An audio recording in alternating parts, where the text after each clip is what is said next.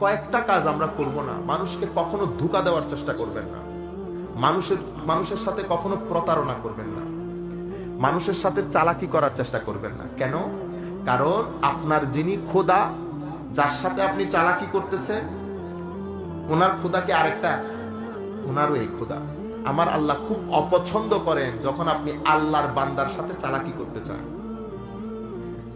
সুতরাং চালাকি করবেন না, ভিতর বাহির এক রাখার চেষ্টা করবেন। কাউকে যদি আপনার অপছন্দ হয়, ইগনোর করার চেষ্টা করবেন। ঝগড়া ফাসাদ করবেন না। ফাসাদি মানুষ ফিতনার মধ্যে পড়ে যায়, ফাসাদি মানুষের ঈমানও ফিতনার মধ্যে পড়ে যায়। ফিতনা ফাসাদ করার চেষ্টা করবেন না। সবর করার, ধৈর্য ধারণ করার এই যে অভ্যাস, এটা করেন, এটা আমাদের মধ্যে একেবারে নাই। অথচ আল্লাহর ধরতির মধ্যে সবচেয়ে সম্মানের জিনিস হচ্ছে সবর করা। সেই কারণে সবকিছুর জন্য আমার আল্লাহ একটা একটা নিয়ামত দিয়েছেন, এটার জন্য এটা, এটার জন্য জান্নাত। কিন্তু সবরের জন্য আমার আল্লাহ বলেছেন ইন্নামা ইউয়াফা সাবিরুনা বিগাইরি হিসাব বলেছেন। সব ধৈর্যশীলকে বেলা হিসাব দান করে, এটা বলেছেন।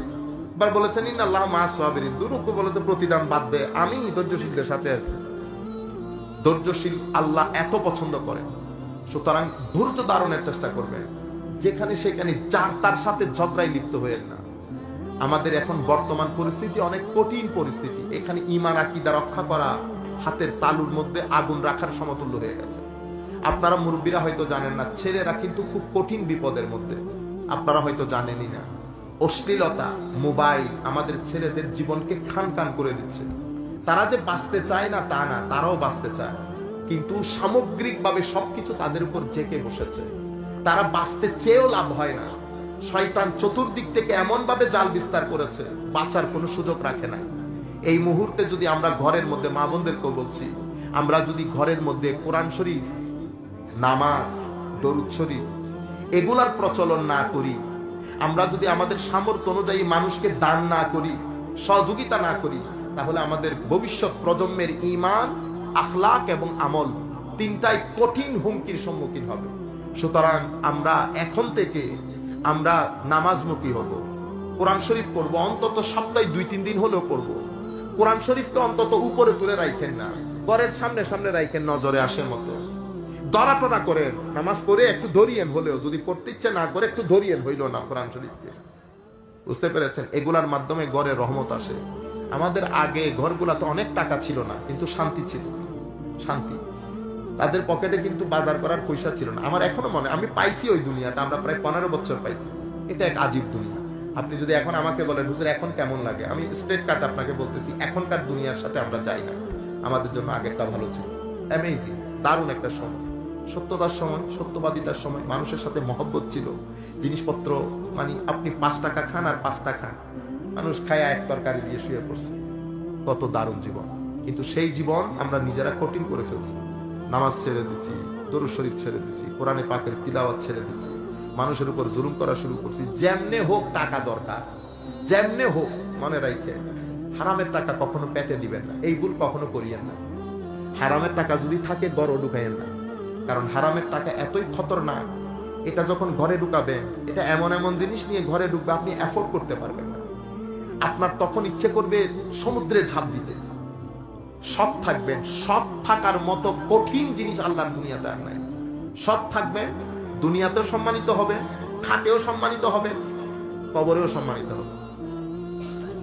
লোভ করবেন, দুঃখে পড়ে যাবে। নিজের জন্য বলতেছি আমি, বাকি জিনিস বাদ দেন, নিজের জন্য কখনো হারামের টাকা পকেটে ঢুকাবেন না। আরেকজনের টাকা কখনো পকেটে ঢুকাবেন না। আমার নবী বলেছেন, যে ব্যক্তি 1 লুকমা হারাম খায় 40 দিনের ইবাদত কবুল হয় না। যেই ঘরের মধ্যে হারাম ঢুকে সেই ঘরে ফেরেশতা থাকবে?